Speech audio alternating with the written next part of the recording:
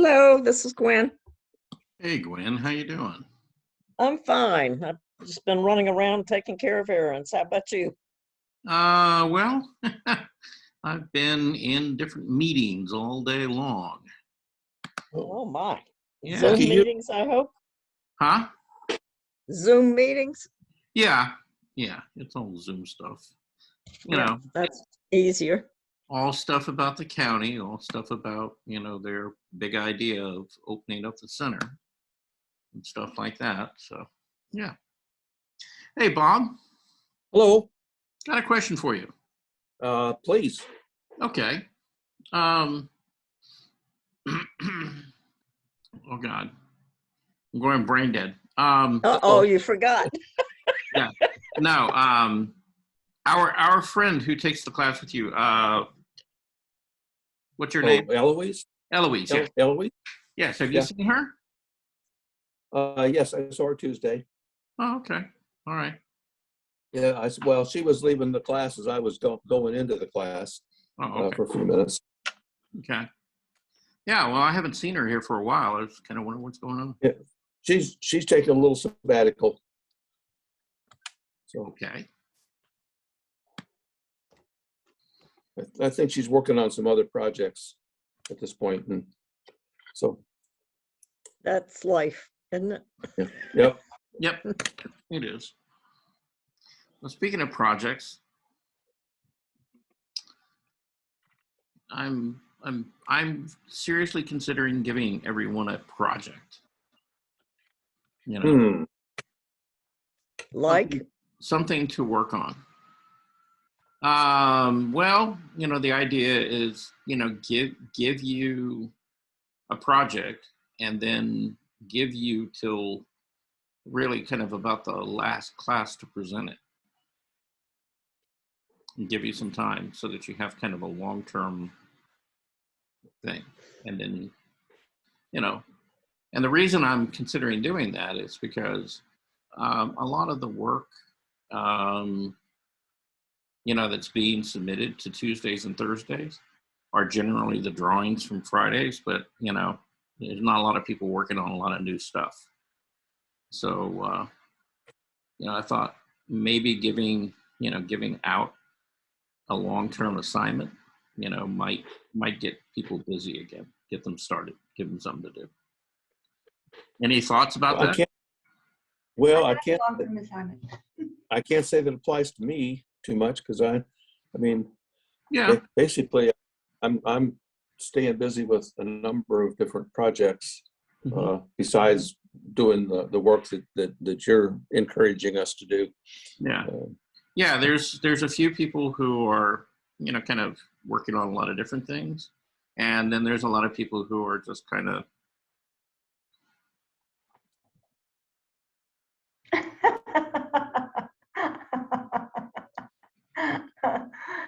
I don't do that. No? I do that. I do that. Yeah. Okay. So, I was trying to find a way to get them to, do more of this than do more of this. So, Yes. that was kind of my thought. So. Well, that's just finger exercises. So you can do. Yeah. Well, I've got one of these. Yeah. The fact is, what that does is it's a reflection of what's going on in your brain. So. And so, yeah. Anyhow. Hey, John. Hey, lady. How you doing? How are you doing? Hello. Good afternoon, everyone. Good afternoon. Hello. Okay.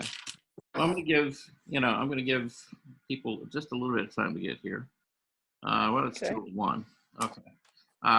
And then once we get into this by about maybe a half hour, no, I can't even wait a half hour. Probably by about 10, 15 minutes, I'm going to have to take a short break. And I have to send a text because somebody is waiting for the numbers from today. Oh. So it's like Administrative overhead stuff. oh yeah, it's like Yeah. Yeah. Well, we need your number for today. Well, the class hadn't started yet. Well, okay. When does the class start? Take a guess. When do you have to have the numbers by? 2:30. And it's like, you can't just say, yeah, well, we don't have the numbers for today because, classes are still in session. No. Can't do that. Has not yet started. Yeah.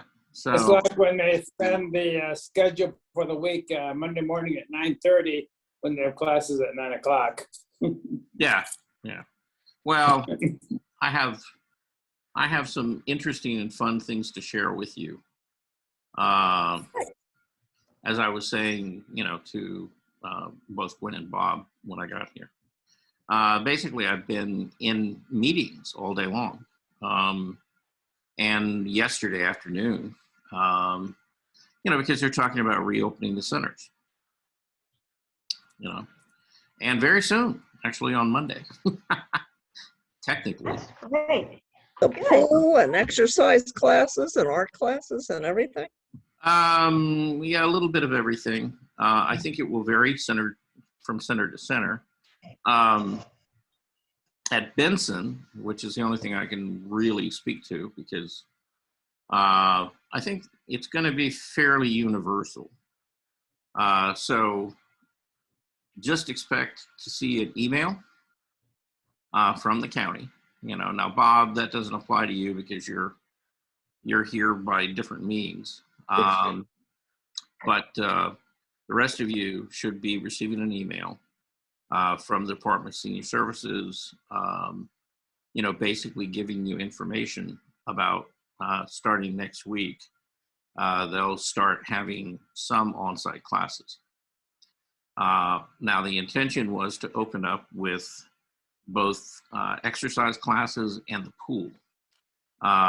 But reality is the pool classes are not going to happen next week or probably the week after, because before they can open the pool to anybody, all those pools have to be inspected and certified.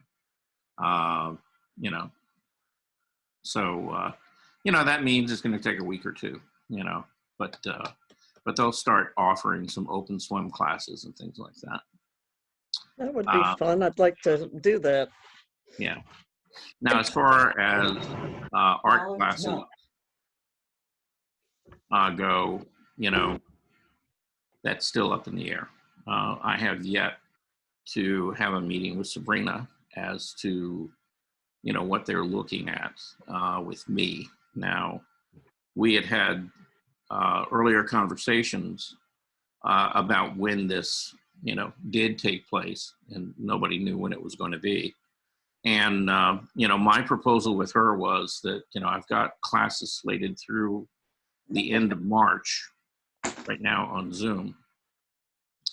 And that in April, then I would maybe look at opening up a class where we could meet off-site, plein air, so everybody could get outside and, do some painting, and it's still in a fairly safe environment, because you're out in the open air.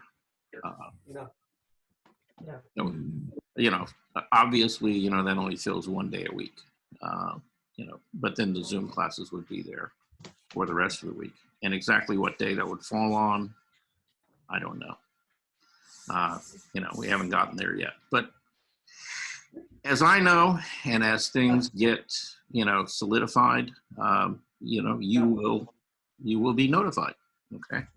And if not notified by them, then I'm gonna, try to keep you guys up to date as well. Now, starting on Tuesday, supposedly the cafeteria is opening back up. Oh, wow. So you can go and actually have lunch. There are restrictions on that. Okay. As of right now, and this could change, if you enter the building, you have to wear a mask, okay, at any of the Fulton County facilities. They have not lifted that yet. As far as the dining hall, you don't have to wear a mask as long as you're eating or drinking, okay? Going through the line, things like that, still have to have a mask, okay? as of right now. Now, like I said, that could change.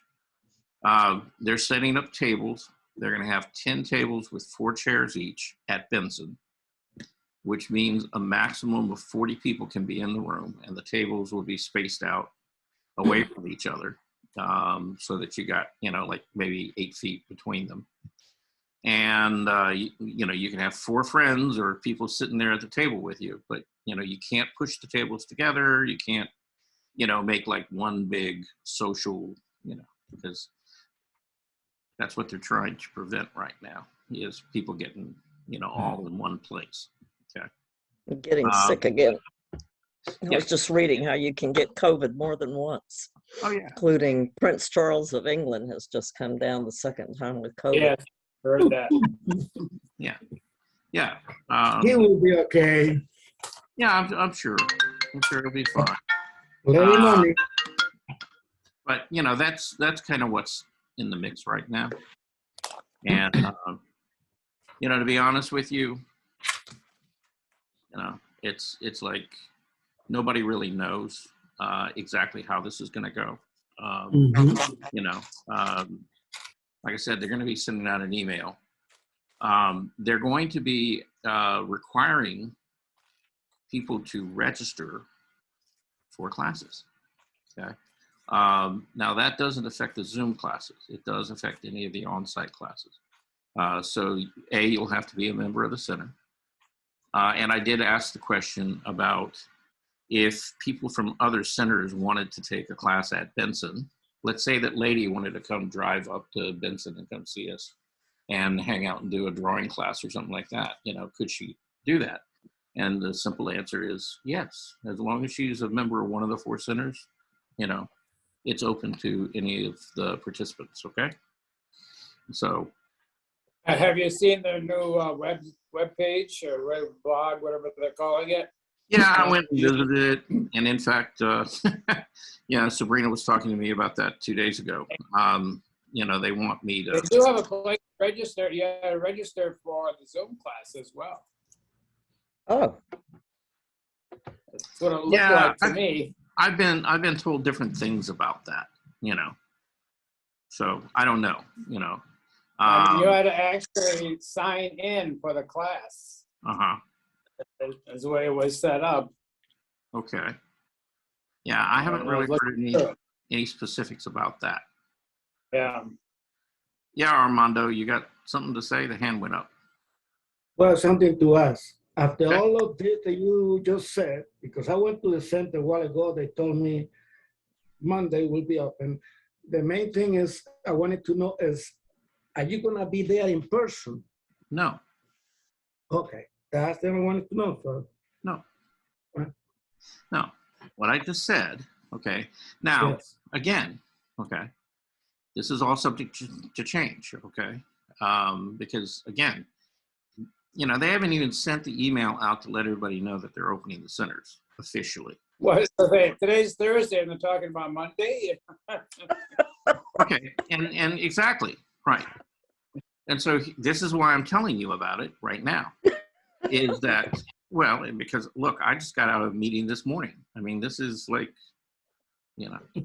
Hot off the press. Okay. But what's going to happen is, officially, according to the board of commissioners, they're opening the centers starting Monday. Okay. Now, they're not going to have food services on Monday morning or Monday during lunch. That will happen on Tuesday. All right. Interviews and updating your membership and stuff like that will happen, I think Ron said, on Wednesday. Okay. As far as classes and things, I think either Tuesday or Wednesday right now, I don't think they've got a specific date. They're going to start registering for classes. Okay. And now here's the fun part. Between now and Friday at 5 o'clock, all of the Tomorrow, Friday. Yes, tomorrow. Yes, not very long from now. Less than 24 hours, or is it? No, it's About a little over. Yeah, a little over 24 hours from now. they will have to have a compiled list of all of the on-site classes that are being offered. Okay, and all of the classes that are being offered will be only offered for 6 weeks at a time. Okay, it'll be a 12-week quarter. It will be split in half. You can register for a class for 6 weeks. And then, at that same time, you have to sign up for, any other classes you want in the second part of that at the same time too, because the registration covers both, 6-week periods, right? That's Now, lady. it sounds all very confused. I know. Very, very. It is. I mean, what do you want? I want it to be easy. Simple? Oh, yeah. Yeah, I expect that. Yeah, All right. really? So now both Lady and Bernice, I know that you guys go to other centers, I'm only talking about Benson. I don't know what you guys have heard. I don't know how it will be at the centers that you go to, but you should be getting, some kind of notification, over the weekend, is what they're saying. Is so, look for an email either probably on Saturday or Sunday. Okay. That'll work for me. Okay. That'll be fine. Yeah, and they'll just, they'll let you know. And, obviously everybody who goes to Benson will be in the same boat, But, Gwen, if it was easy, it wouldn't be fun. So, Oh, there, yeah. I have worked in and around government agencies for a long time. And I have been an IT project manager for a long time. It doesn't have to be this complicated. Well, it doesn't, but it still makes it fun. Yeah, Frustratingly fun. let's make it complicated so they will do something. And then we'll come in and we will say, I don't like this. This is what we need to do. All right. So now I've got to send my little text. So that Okay. the Can we talk while you send your text? Oh yeah. Yeah. Okay. Yeah. So what do the rest of you think? As you say, confusing. Confusing, yes, you always definitely have- confusing, but they've got to try it out, see if it'll work. I am listening very hard, and I think I heard Charles say that if you choose to do the Zoom class instead of going on campus, you do or you do not have to register. Well, basically, no, I don't think you have to register for those. Okay. And that's at least in my classes and things, I don't think you have to make a specific registration. Okay. Now that could change. Do I need to update? Do I need to update my The my links. membership card? Oh, Sounds like it. You will when you go back, to the center. Okay. Okay. Thank you. But let's see. Yeah, we got Is 8. there a way to do that online? I don't think so. I think you got to go sit down with Ron. So and get it. I did that already. I don't have to do it. Right. Yeah. No. You've already done it. That's then. good, Armando. So Don't be afraid of the questions. no. They're just confusing, but no difficult. Their website for Benson is virtual.bensoncenter.org. Virtual.bensoncenter.org. Yes. Mhm. Okay. Yeah. Thank you. I would suggest looking at it anyway, because it makes you more confused. And to add to the confusion, they actually want me to write a couple of articles and post them on it as well. So Charles, your articles are great. So if you're not absolutely thoroughly confused at this point, you will be later. Okay. Dear. Yeah, there's like a blog. There's like a blog for comments. You can leave your comments, or you can get a conversation going. So it's very updated. Yeah. Yeah. Well, No. what they're trying to do is they're trying to one, improve people's digital accessibility and skills.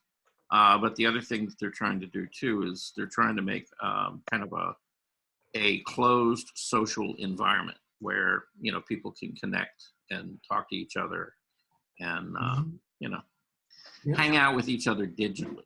Yeah. Okay. Are you working Monday? Am I working Monday? Yeah. Oh, okay, because Valentine's Day. Yeah. Okay. What does that mean, Armando? Should I expect a hug and flowers or what? No, but I might be Oh, busy. watch out, Vincent. Valentine's Day is coming up. That's right. But that's what Monday. you're saying. Yeah. Yeah. Now this coming Monday, no, I will be working. Okay. Now the following Monday, though, I will not. That's the 21st. That's the holiday. Yeah, that's President's Day. Oh, You know, we don't know exactly which president, but any president you want to pick, I guess. All of them, anyone you want. Yeah, all of them. You know, I all- know. Millard Fillmore. it's Lincoln and Washington. yeah, yeah, and any others you want to throw in.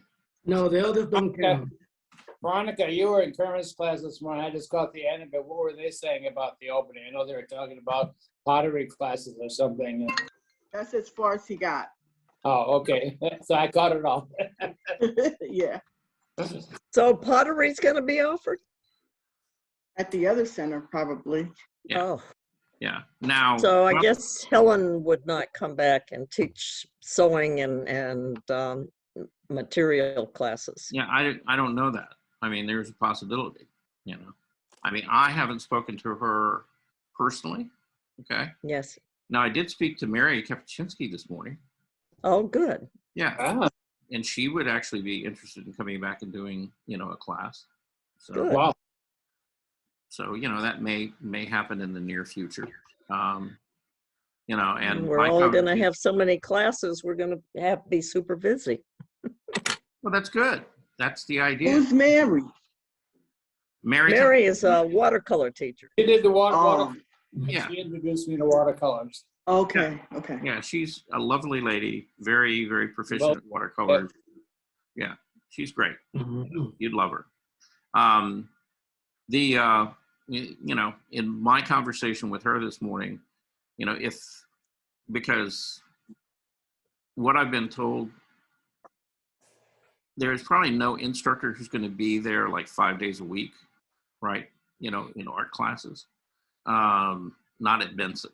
Okay. What it's going to be like at Bowden and, you know, who knows. But, you know, if we do have to do a class, then probably what I would do is I'd set up a drawing class for one of the days during the week, and we would do it, you know, like, you know, one of those days, and people would come in, sit in the studio, and we would draw. So, In the big studio. yeah, in the big studio. Yeah, where we got room to kind of spread out a little bit. Yeah, we can Yeah. get about 10, 15 people in there. You know, probably fairly comfortably. Okay. You know, but again, that's a conversation I will have sometime between now and tomorrow afternoon with Sabrina. You know, and we'll figure So it you out. can fill us in tomorrow. Well, maybe not, because I may not talk to her until late in the afternoon. So, You know, if they remove the office, if they can extend our studio room so we can get there comfortable. The people of the office here can go somewhere else. you know, Armando, you got a wall there, right? So what you're saying is you That's no actually problem, want to just take the wall down and extend that out It's a all the way to the lobby, right? Yeah. Exactly, yes. Take over the lobby, take over, you know, the whole thing. Okay. Yes, absolutely. Yeah. Or you can go in the other direction and take part of the Take the library and the gym, library and the game room and yeah, all that stuff. Yeah. Then you're going to rile up a different set of folks. Yeah. Let them know how you feel, Armando, and see what they say. Yeah. Mhm. Okay. yeah, when you're there Monday, bring your hammer. Yeah. There we go. Yeah. Your mask and your, all Yeah, of protective all of your gear. construction, or, we should say demolition tools, yeah. Yes, yes. Sledgehammer. I sent an email All right. to the Fulton County and I told them that we need a parking deck. Oh, okay then. Yes, I did. Yeah. Okay. All right. Yeah. Who knows? I At don't any think rate, right now at that point where the parking lot's overcrowded. yeah. Well, when we have Yeah, I the don't party, think we you don't guys feed need a lot of that if for there's a no while. parking. Okay. Yeah. Anyway, let's kind of jump into things. Not many people sent things in. Now that we have, 10 of us here total, let me share with you. And this is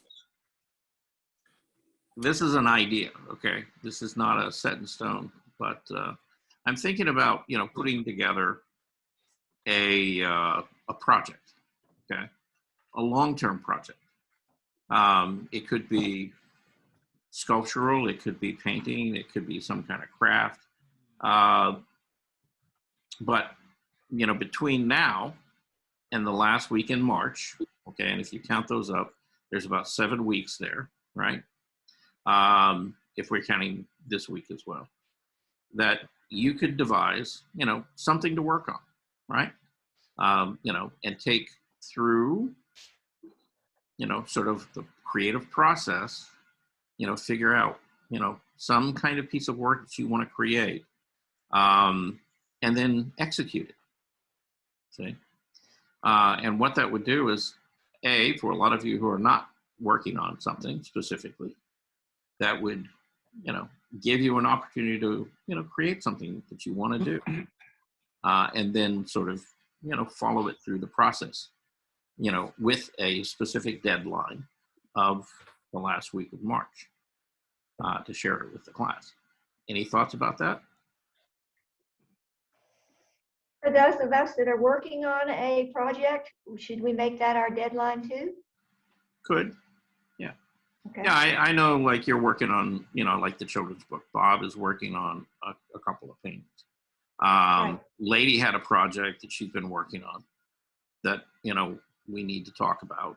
And, and so we'll probably cover that today. I don't know what are you working on, Veronica? Anything specifically?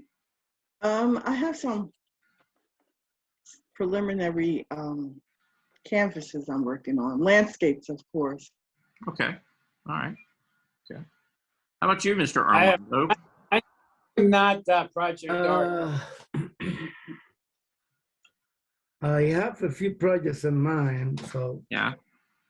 Does it still involve one of your neighbor ladies on your couch? No. You can reupholster the couch. Yeah, we've been waiting for that one for a very long time now. Yeah. Is that one of the behind the bar pictures? Yeah, that's it. We don't know. Anyway. It might be a masterpiece. We don't know. Right. The problem is now it's an additional one. Now they are 3, so I don't know which one. Oh. Yeah. Well, you do all 3. Yeah, It's a triptych. Yeah. Well, it's Armando's version of Olympia, by Matisse. Oh, okay. Yeah. No, I had a bunch of pictures that I took in the last spring, and I'm thinking about to put all those together and try to paint them on a canvas. Okay. All of them? Yeah, but I cannot do it in 1 week or 2 weeks. It's gonna take me a while. Armando, we're talking about 7 weeks. No, okay. Some of us take longer than others. Yeah. Yeah. What part of that did you not get? Okay. How about you, Bernice? I want to work on my balls and my seals and my heads. And Okay. also, I don't think I ever finished anything. I want to finish some things that I have started but never actually completed. I'd like to see that too.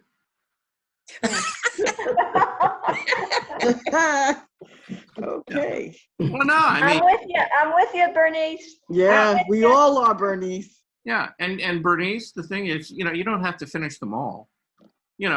Pick pick one or two that you still feel like you've got some energy behind and work on them, and try to bring them to completion. Because we'd all like to see that. So, okay. Sounds like a fun project to me. I like to have more than I can realistically do so I can get something done. If I have a lot of pots on the stove, I know I got to stir something. So yeah, I give me more. like that. I like that. Yeah. That's an incentive. You know, you Right. get something done. Right. Yeah. If I only have one project to do, I'm not going to work that hard on it. But I have a lot of things going. I'm going to get something done. And I'll probably have one of those all-nighter mad art Oh, wow. scarves Oh. around my head. That sounds like too much like college days. Yeah. Yeah. Those were the days, I tell you. Yeah. And then you have to take a nap and get back up, the disco nap. So the project sounds good. I've already thought about something I wanted to do. A project. My neighbors have been knocking on my door asking, why haven't you done this? And so maybe I'll do something else. So good. I'll do mine. All right. So let's leave it here for the moment, okay? And June, I want to talk to you too. Okay, we're not ignoring you. I saw you down there. You snuck in late. But what I want you to do is I want you to give it a day or two, and by Monday I want you to send me an email. And I want you to kind of just give me a brief outline about what it is that you want to do as a project. Okay. Now, if you can't write and describe it, then the other thing you could do is do a couple of little thumbnails, and just a brief description of this is kind of what I'm thinking of, right? And just send me a separate email.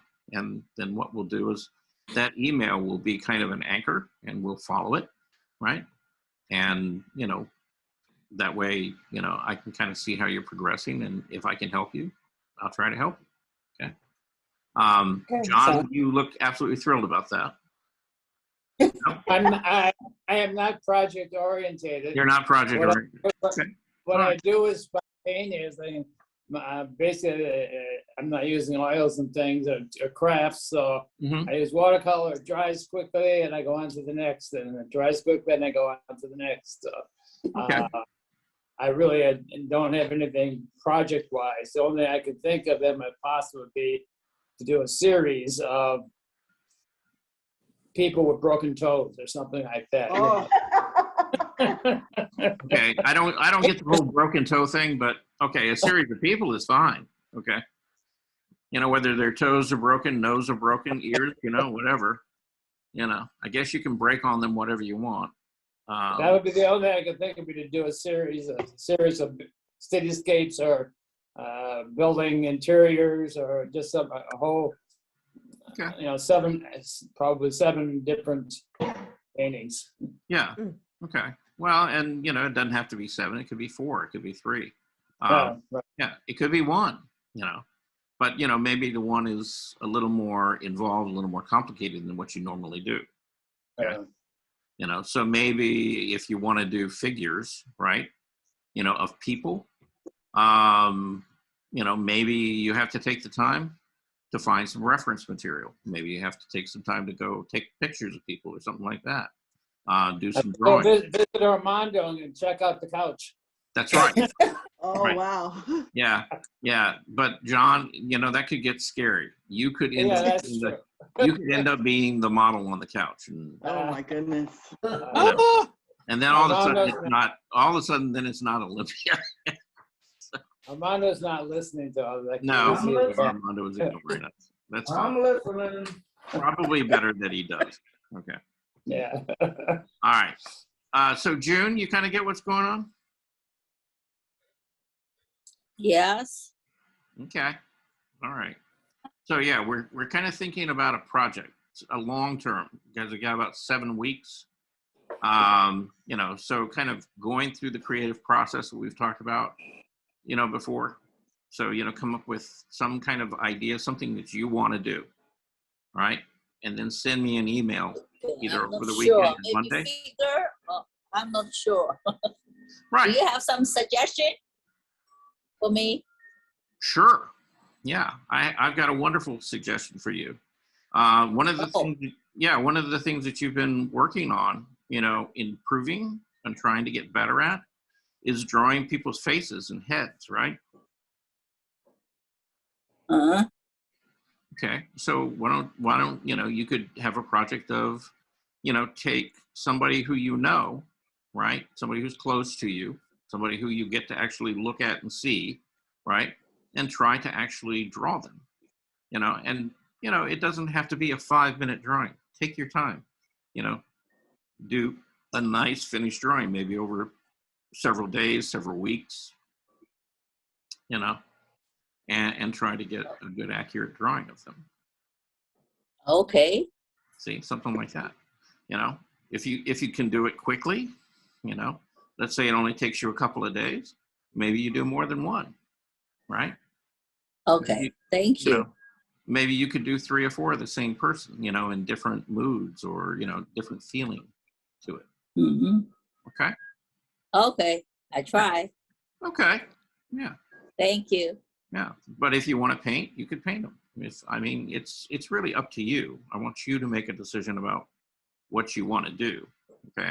And I truly do want it to be something that you want to do. Okay. I'm just giving you a good suggestion backside to get you moving. Okay. Yeah. All right. Okay. I will think about that. Okay. Yeah. Thank you. Now we have a mystery guest here. It's 4JMNSC. Okay. I don't know who that is. Hi there, 4JMNSC. Who are you? We're going to unmute. Hello. Remaining anonymous. Yep. No, he's still they're still okay. There they go. Yeah. They're not they're muted here. now. Yeah. They're just anyway. Yeah. At any rate. Oh, it's Zom. Hey, how you doing? How are you? Okay. Good, thank you so much. How are you? I'm good. Good to see you as well. Okay. So Thank you've been following along with what we've been talking about? Yeah, yeah. I forget to talk English. Sorry. I didn't talk during this time and I forget everything. Okay. Well, you can try your Farsi on me. Yeah. I can't promise you it's still real good, but I get a little bit of it here and there.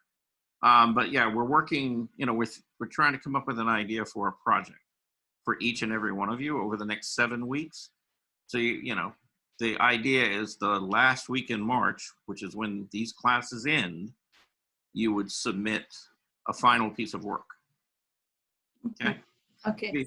Could be anything you want to do. Okay. But I want you to go through everything that I think about it, or is it something special?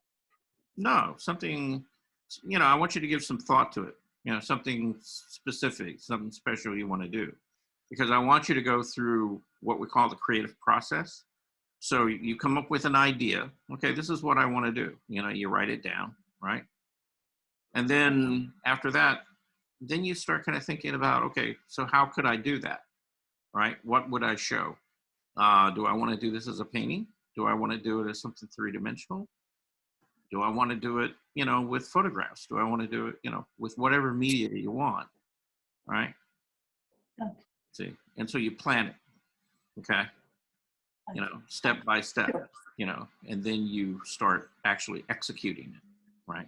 And actually making it and doing it. In 7 weeks, you come up with, a piece of work, a series of pieces of work, whatever it is, that you want to do. Okay?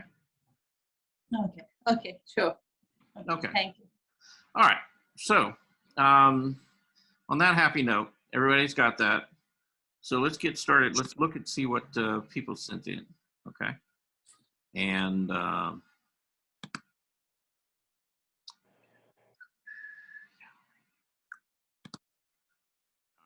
we don't have, like I said, we don't really have a lot of stuff, but we got a few things. And I got to go get Lady's stuff since she's here on Thursday. Yay! I've got her stuff over in the Tuesday file. because we were going to look at it then. But we want to look at that before the end of the day. So this is a pastel that Bob has been working on. And so Bob? I don't see it. Yeah, oh, See, Right. You don't see it? I see be still. You see what? Be still. Oh, really? Oh, okay. Yeah. Well, I guess, I clicked on the wrong one. is it the one under it? Hang on. All right, let's try this again. Oh, here it is. Ah. Okay. Everybody see a pastel now? A lady Yes. standing. Bob, that's really nice, Bob. That's really nice, Bob. Thank you. Okay. I've got a lot of compliments on this piece. Yeah, Yeah, very should be nice. proud of it. Yeah, and well, you should. Okay. I want you to notice.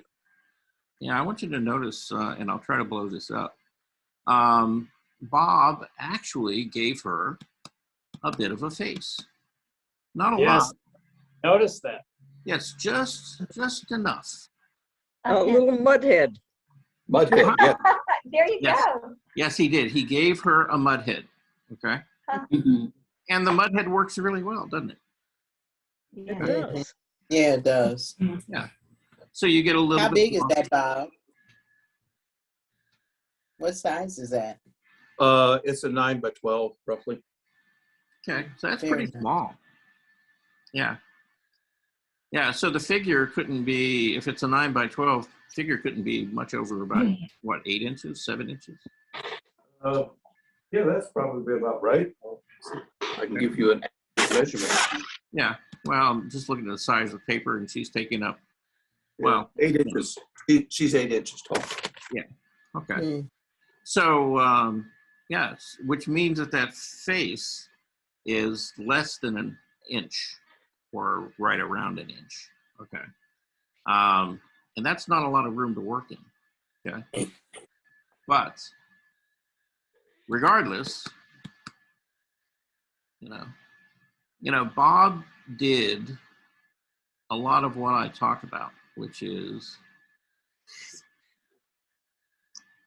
he's not drawing the details. He's suggesting that something is there. Okay. Mhm. And that little bit of warm light, on the lower part of the face, and then it moving up. And actually, if you look, now this is a good discussion to have. All right, in looking at the face, is the darker part of the face or the lighter part of the face, which is warm and which is cool? Anybody have an opinion about that? Warm is on the left. Warm makes a U on the bottom. Okay, so everybody is kind of feeling that this is warmer than the shadow. I think so. Yeah. Yeah, I go back and forth, I mean, sometimes I see more blue and purple in the shadow, and then sometimes I see more red. Okay. But yeah, I would say generally, that the light on the lower part of the face in here, which is really just a reflected light, but it's not light enough to look like it's light, which is good because it shouldn't. It looks like a reflected light. Yeah, it feels warmer generally than the shadow itself. So okay. So is that reflected from the clothes or from the hat or both? Yeah, I would say it's probably from the clothes, down here, and kind of bouncing back up because it's on the underside of her jawline and her face. So. But it looks like the most of the light's coming in from the left, upper left. Yeah, the strongest. Yeah, from the front and left. Yeah, because if you look at the hat, see the hat, the clothing, the light isn't directly from the left. It's from in front of her and slightly to the left. Because all of that's lit up. But the way you handled that, Bob, was really nice. Thank you. Yeah, just enough, not too much. right? And I could say the same thing is true with the indication of the hand. See, you know there's a hand there, but you really didn't give us much of it. You know, this one you were a little more defined, you know, with the shapes of the hand, but you didn't overwork it either. And so that worked out really nicely. Yeah. I have a question, Charles. Okay. Is the lady holding a purse or something that's lower than her skirt? Is that what that is? A bag or something? Yeah. Yeah. It looks like she's carrying like some kind of bag. A satchel? Yeah. I mean, Bob, you want to tell us what that's supposed to be? Well, Well, And to be real honest, yeah. I don't have a clue. I mean, in the reference drawing, it kind of looks like a purse of sorts, Mhm. but the way the shadows are on it, it looks like the bottom side where the big stripe is kind of underneath Yeah, where it's the kind of small flat. stripe is. Yeah. But, you know, it might be, you know, it might be some kind of a carrying bag of some kind. Right. I don't know I don't remember. It's been so long since I was in the Philippines. What the ladies carried for carrying the stuff that men put in their pockets. Yeah. Well, I kind of read it the same way, that, you know, from this dark value right here, the edge, that, you know, this is kind of the upper part of it, and that this is kind of the base or the bottom, but the way she's holding it closer on one strap so that this part is sort of angled up. Yeah. I could give you a suggestion about that. Okay. Okay. Which is, if you wanted to flatten that out, you know, and get it to sit back, what you could do is you could darken the value of it just ever so slightly so that it's different than the values up here. And then it would, you know, then it would move underneath and back. Yeah. Yeah, because if I squint my eye down, the value is very similar. It's just a little bit darker, but not by much. Mhm. And so, yeah, I think just shifting the value down just a little bit would help, you know, push it up under it. Okay. And I'm not saying, you know, like make it real dark. I'm saying just a little, like maybe 1 or 2 steps darker than it is now. So. Or, Pardon? I could leave it just like it is. Or you could, yeah, you could leave it just like it is. and let the viewer kind of guess. Let You could. imagination Yep. wander. Yeah, you could go either way. Yeah. Oh, I have a question for Bob. What's that? I have a question for you, Bob. What are you going to do with this piece? I am going to frame it. Okay. I'm going to take it over and get it framed. And then, I don't know.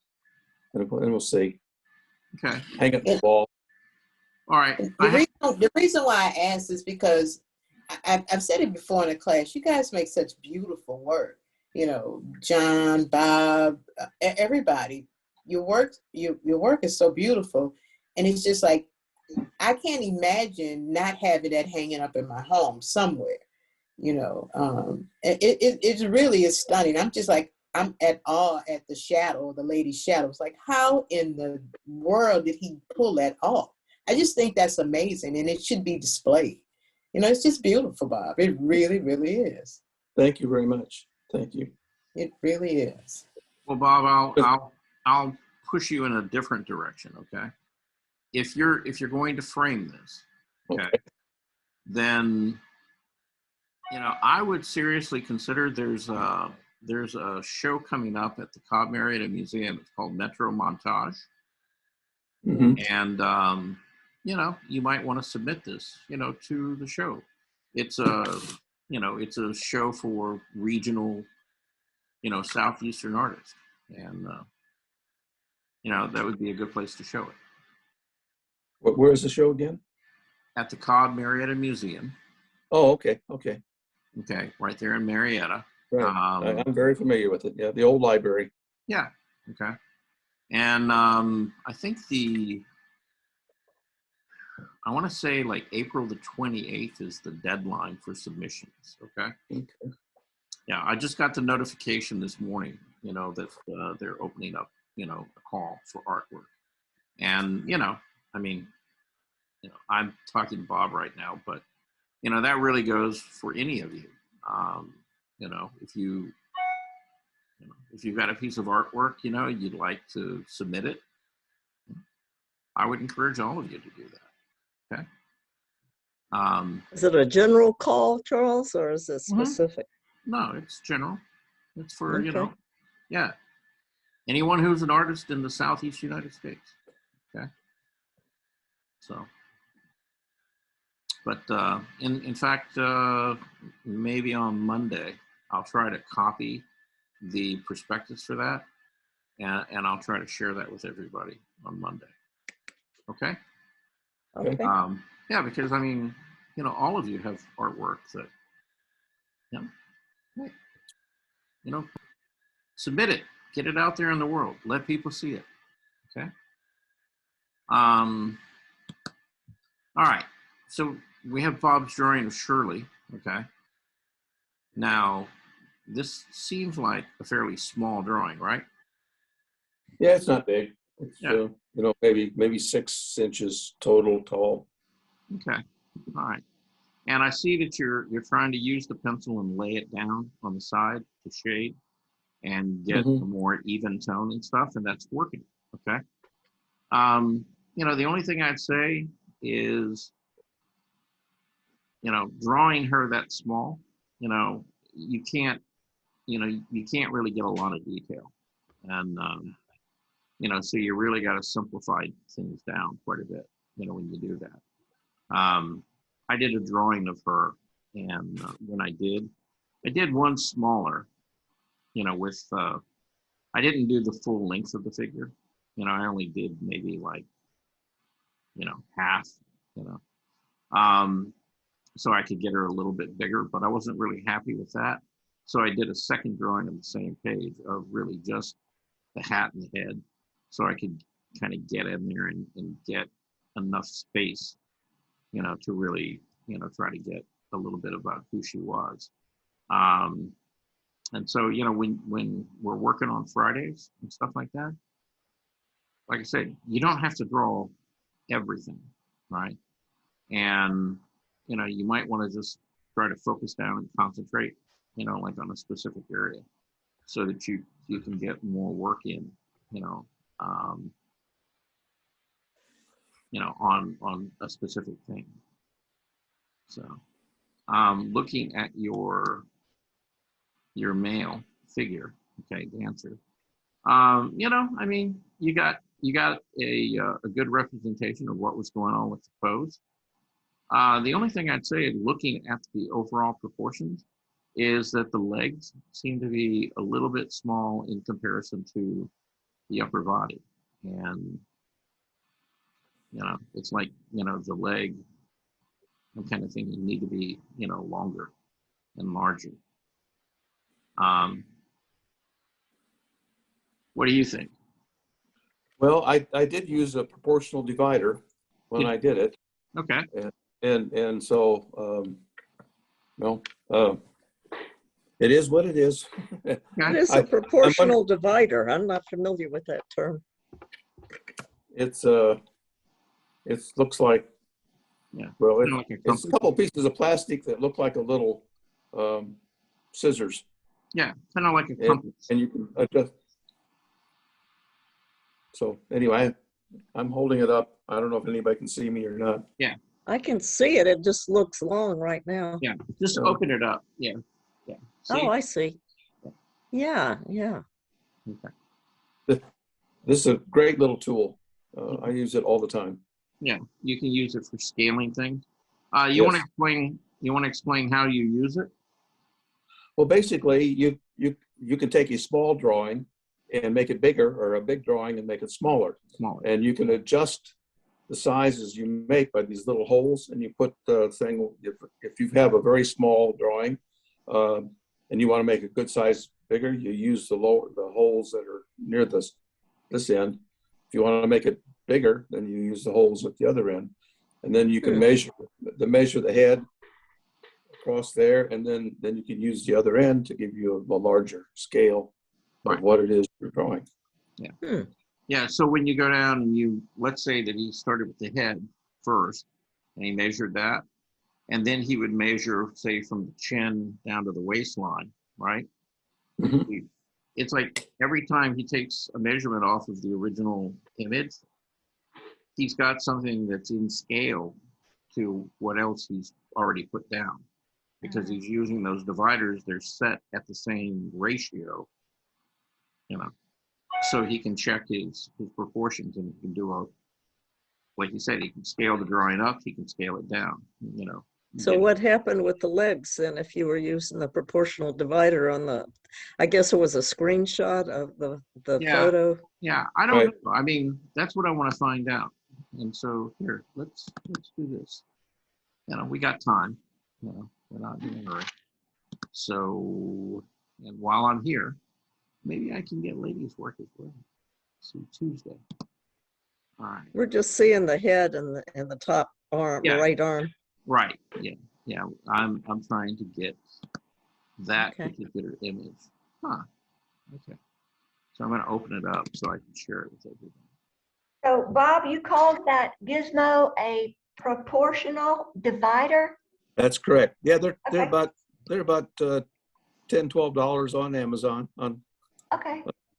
Thank you. I'm just not familiar with it. It looks very interesting. It's a great little tool. It really is. I just use my thumb and go from the head and then count down. That's what I do. I do a pencil or a brush handle. Right, like the top of that. How many heads down? And it's 5.5 for adult male. Blah blah blah. Yeah. Yeah, you can do it either way. All right. So here all right. So we saw Bob's drawing. Let's go back and let's look at the actual reference.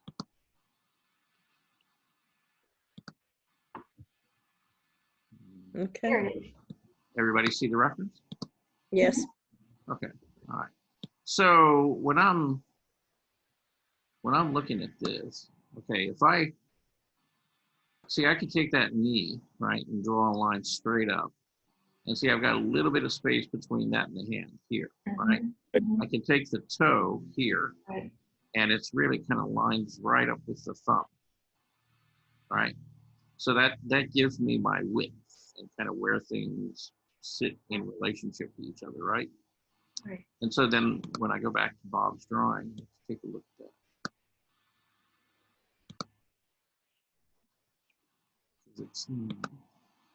Actually, looking at the original, the legs, it looks smaller anyway. Yeah, they do. Yeah. Okay. So if I take my knee and I draw straight up, it's just a little bit. Yeah, you could have gone out maybe to here, and then as far as the toe goes, you could have gone out. Come out just a little bit further. Right. Yeah. But I mean, it's not like you're way off or anything. It's just, it looks, it's like there's a definite difference in weight, between the legs and the arms. So. I used to work with the large apes at Yerkes, and that reminds me of very long orangutan arms.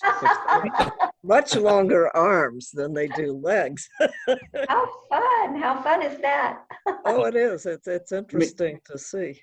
You mean I should have made his head more fuzzy? That's right. I could give you some shots of an orang male face. Yeah, you could have given him much longer hair there.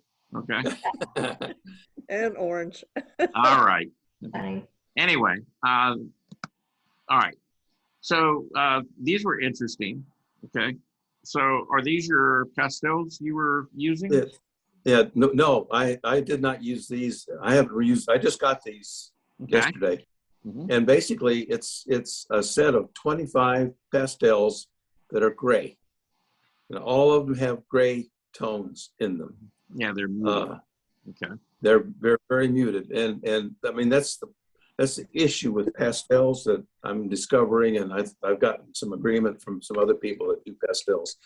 The fact that it's very, very difficult to take two colors of a pastel and put them on paper, one over the other, and make them blend very well. It is excruciatingly difficult. So therefore, that's why pastel artists, is what I understand, have a big tub of of pastels that they can rummage through and find things that are very close to one another in both hue and value in order to develop the range of colors that you want. So you can move a color with a stick of pastel or several sticks rather than just trying to overlay them and try to blend them.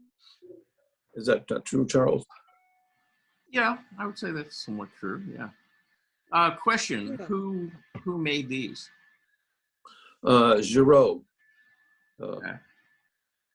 They're very soft. They're very nice pastels. Oh, by the way, I bought some of that BDF.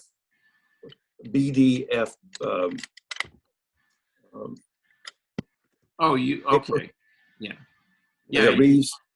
Yeah, the Reeves BFK. And the jury's out on it, as far as I'm concerned. So I'm working on one. I got some, and I'm working on a piece right now, and I'd say it has its difficulties. Okay. If you'll notice about that paper, it has two sides. Okay. Yes. There is a softer side, and then there's a side that they've got a sizing on, that makes it a little more of a closed surface. And with the pastel, you want to work on the softer side. Okay. Okay.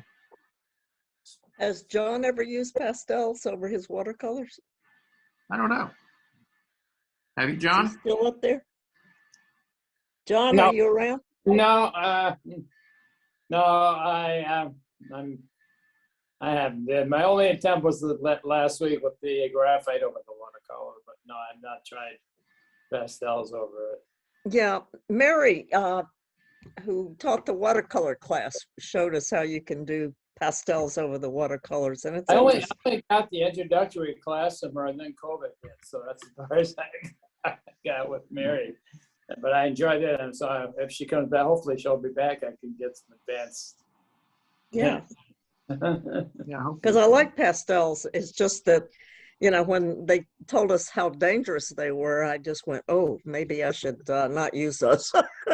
Yeah, So I hope Bob is staying safe. I was going to ask John. John, are you like putting on a plastic glove when you handle them? Oh, you mean Bob? We don't. I mean, yeah, Bob. Bob. I didn't mean John. I meant Bob.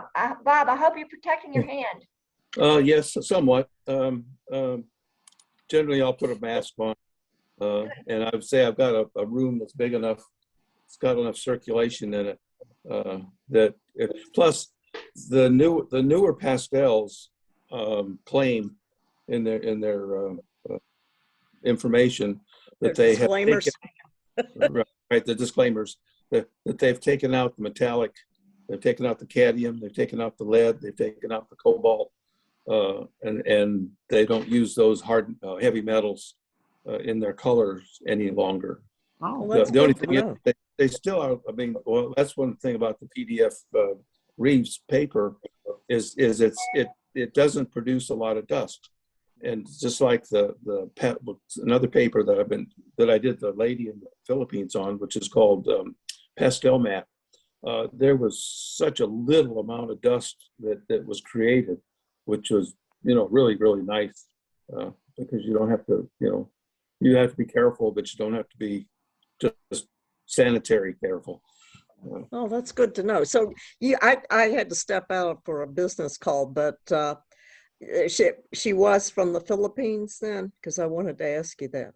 Yeah, this is a picture that a friend of mine, he was in the Navy and he was stationed in the Philippines, and he took a lot of really nice pictures when he was there. And this is back in the 70s when he was there, and he's shared some of those pictures with me, and that's one of the things that I'm he's a pretty good photographer. Yeah, it looks like it.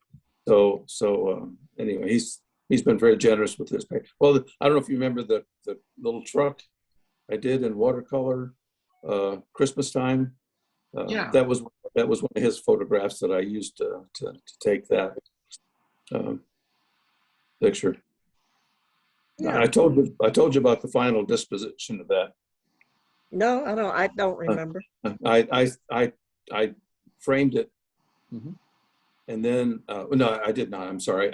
I sent him the original of it because I sent it to him as a Christmas card, Oh, and he took that and he framed it along with the reference photo, and he has a small farm down in South Georgia, and it was a neighbor of his who has that old truck, and I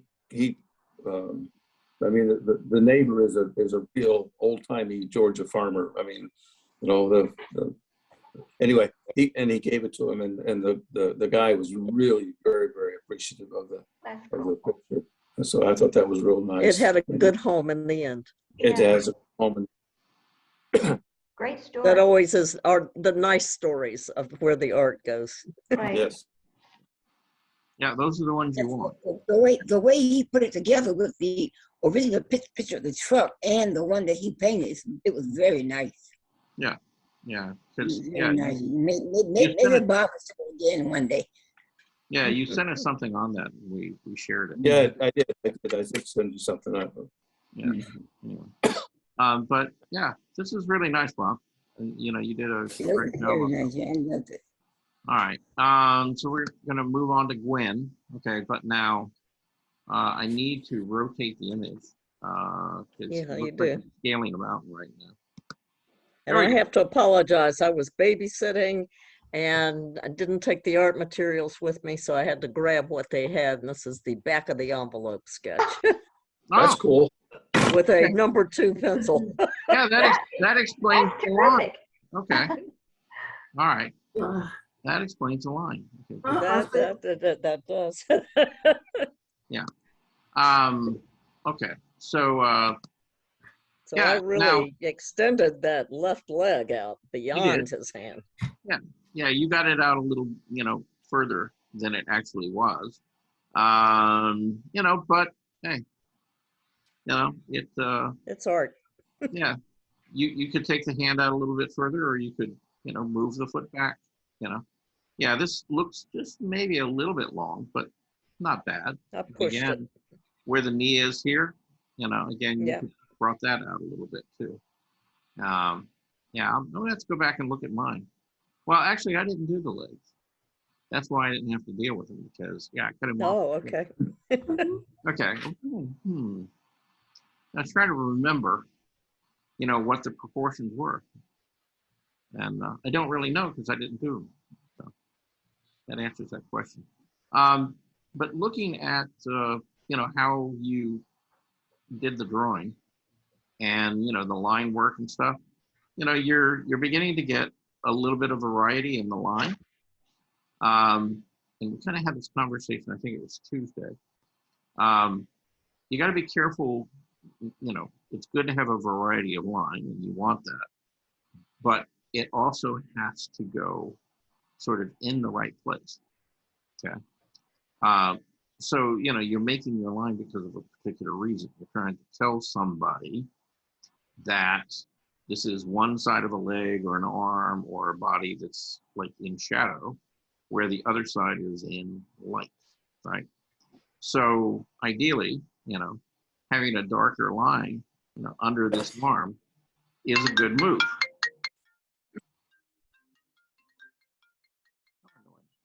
Sorry about that. There we go.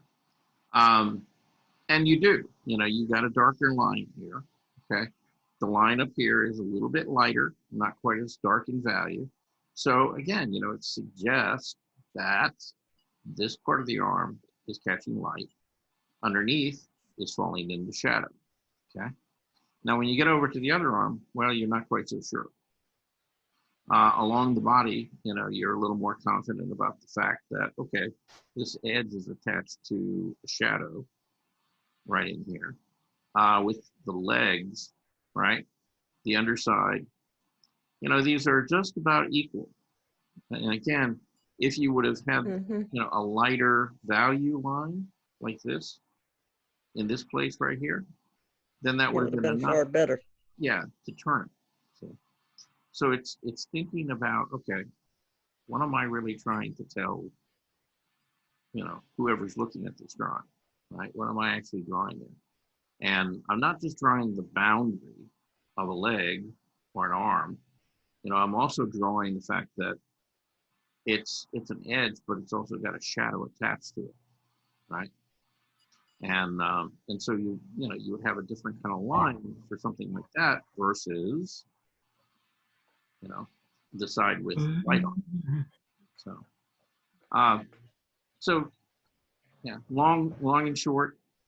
Okay, you know, you're getting your proportions and things pretty close. It's just think more about the types of lines that you're making and where you're putting them. Okay. Okay. Yeah. Thank you.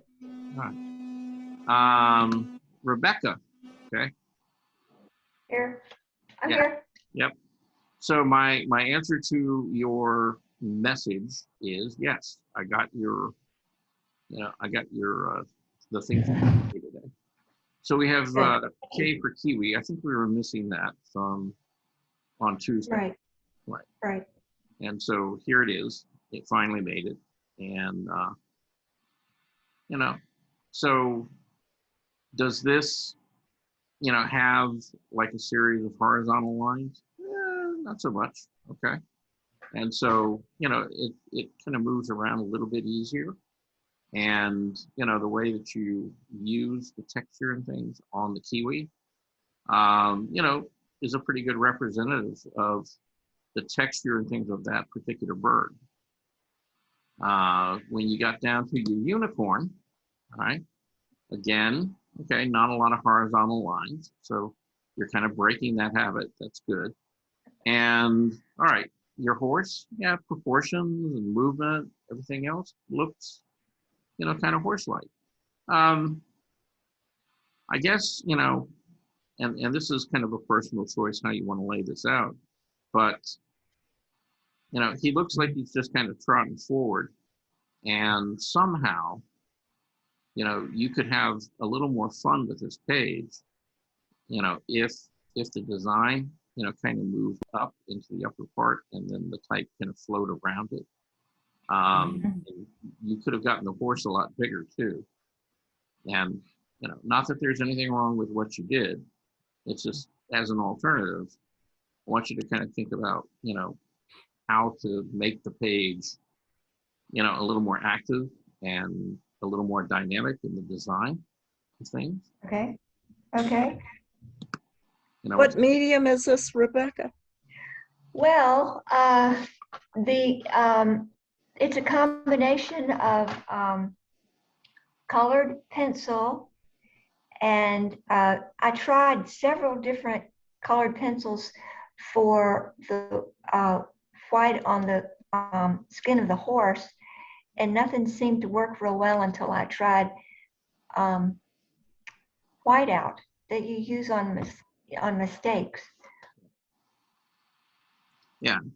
And the paper you that's were working interesting. on, you know, is the paper that you're working on, you know, is it what we would consider white paper, or is it got a little bit of a color to it, like a little bit of a buff or something? Yeah, it's got a little bit of, it's what's the name of it? It's not poster board, but it's very thin, very, very thin poster board that is colored. Okay. Well, in this particular case, because you're doing a white board and then you're using a white medium over it, you know, it actually worked out pretty well because now you've got a contrast between the horse and the background. So they separate out really pretty nicely that way. Yes, I did the colored pencil over the white mane and the white tail. Right. So Charles, back to what you were saying, I was thinking maybe it was watercolor that she could have gone back in and done a wash of blue up in the sky, up around the words and bringing it down to the horse. Yeah, But that wouldn't work with the pencils. no, no. And it probably wouldn't work with the paper either Mm, because it's not watercolor paper. It's Yeah. more like a drawing paper. So, her using dry media is, probably preferable. If you tried to use acrylic or anything on this, my guess is that the paper would probably begin to warp and buckle and wrinkle. Yeah. Do all kinds of fun and interesting things that we just don't want it to do. Okay. So Rebecca, all right, Yes. now on this one, we're kind of back to that series of horizontal bands again. And, did you try, before you did this, well, I guess my question is, when did you do this? Over the past 2 days. Oh, okay. Yeah, because we looked at some examples of like different illustrations and how they used the page Right. and how they designed it so that you wouldn't have like these, series of bands on it. I guess I could have made the tunnel curved. You could have, Yeah. yeah, Okay. yeah. Or does he have to be in a tunnel? Yes. He does. Because it goes with the poem. See, it's a couplet. Yeah. Each 2 pages. Each 2 pages have a rhyme to them. Okay. The unicorn has the horn that he's shown off, and then there's a N on it, and then the word ground has ND. Okay. All right. But I will work on the curve. Well, okay. Here's what I want you to do. Okay. It's just an exercise, all right? And I don't want you to redo the whole thing, but on a separate sheet of paper, I want you to draw like 4 or 5 little, pages, little thumbnails, right? Okay. And I want you to play with how you would get the animal and the idea of a tunnel on there and not make it go straight across the page. Play with the idea of what? I'm sorry, it blurred out. Of how to put this on the page and not make it move straight across the page horizontally like that. Right. In other words, come up with a different design that would kind of fill the page and make it kind of an interesting design, instead of a series of, straight horizontal bands. Okay. Okay. All right. Thank you. Just see what you can do with it. Hey, Charles, what would happen if she didn't go to the edge of the page? If she just left space? Yeah, that's maybe a way of doing it, so that where it was more of like of a vignette. Right. Yeah, you could do something like that. Again, even if I were going to do a vignette, I would still try not to make, a series of horizontal bands. I would still try to move them or curve them or do something to just make the page a little more interesting, give it a little bit of movement.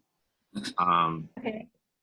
It's possible with voles that they might have multi-tunnel systems as well. Yeah, I was reading up on them. I'm going to put a blurb at the end of the storybook about some characteristic that's unique to each animal. And voles are useless. They're useless? Useless except to themselves. And what farmers do and people that have gardens, all I found was how to try to get rid of them, all different kinds of methods of getting rid of them because they're very destructive. Mothballs? To the roots. Yeah. Cats? Voles are the enemy of the vegetable and flower gardener. Yes, they like to eat bulbs. Yes. Yeah. Anything underground, yes. Your radishes, carrots, things like that. Yep. But see, you could do that and have him eating a flower bulb. Well, you could. Good idea. Yeah. Great idea. Yeah, there's lots of different things that you could do. Yeah. But yeah, I want you to just, again, just do little thumbnails. You don't have to do a lot of color or anything like that. Just kind of figure out the design part. Okay. Okay. And play with it. All right. I will. That sounds like fun. Thank you. Okay. First time that I heard about this animal. Say what? First time that I heard about this kind of animal. Armando, you can come over to my yard and I'll show you a lot of little underground burrows that have been pushed up. Armando, he's a first cousin to a mole, M-O-L-E. Oh, I got mole here, bro, not this one. Yeah. Yeah, but he's called a vole instead, and it's a little ground mouse, but he's destructive to plants.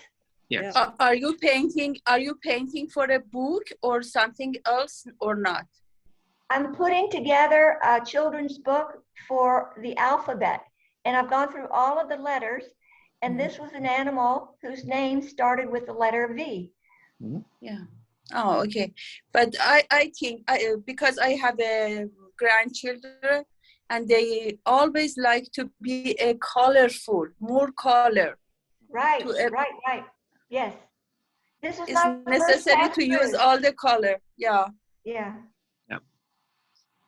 Yeah, design and color in children's book. You really got to kind of push that. So, okay. Do you like the birds in the sky? Yeah. Yes. Yeah, we like it. Yeah, we like the birds in the sky. All right, so we're not quite done yet, okay? Because while I was out there digging around for our ballet dancer, I also got ladies' work. Is this it? No, that's slow. I think it's right here. No. Here it is. Found it. Okay. And she had sent this in maybe a week ago. But she hasn't been. Oh, that's big. So, lady. Yes. All right. Would you like to enlighten us as to what are you up to? What are you doing here? Okay. So I hope you all can see the my sketch on the big box. That's what I'm calling my big box project, because it is a big box. And what I'm trying to do is to draw, and I will say it again, I'm not very good at drawing. I'm drawing a tropical scene with people in it. And so, oh, I see. Yeah. Leaves. It looks like the, like maybe somebody's either the back of their head or their face. You haven't drawn in. That's going to be her face, and I don't plan on doing any features in her face. All right. So you got the shoulders, you got the neck, you got the head, and then you got these leaves. You've got looks like some birds in the background. Right. Yes. And a path. Yes. And the path is leading up, and away. Right. And what is that? A path or a tail? No, it's a path, a road. Oh. Yeah. Oh, I thought it was like a dragon at first. Yeah, I was thinking about a dragon too, but or beanstalk. Yeah. Well, it could be either. Yeah. Right. Yeah. So what I'm doing with that is that I've added more to it. Well, I'll go back with the actual first drawing of the bus. When I drew it and I sit and look at it, it's across from my bed. So I sit on the edge of my bed and I look at it, try to figure it out. I felt that I should have brought her up some, because the box, there's so much space above her head to fill. Okay. And I actually was terrified at the thought of erasing her and trying to draw it again, because that drawing her that well for me was a miracle. So I just left it alone. I left it alone. You could just paint that out and start over. Yeah, no, I can't. I don't have. Thanks, Gwen, for that. Or you could add some more things along the path. So Well, I yeah, have. I've yeah. added more things. You're right, Bernice. I've added more things. I've added another figure behind her, Mhm. and the goal is to add more figures, and they get smaller as I go along the path. So I'm Right. thinking about putting one. I have one. I'm thinking about putting 2 more figures along the path, Mhm. and lots more of the leaves. I've done more detail on the leaves and added a different style of leaf. I just wanted to, what I really wanted to be an explosion of color. Mhm.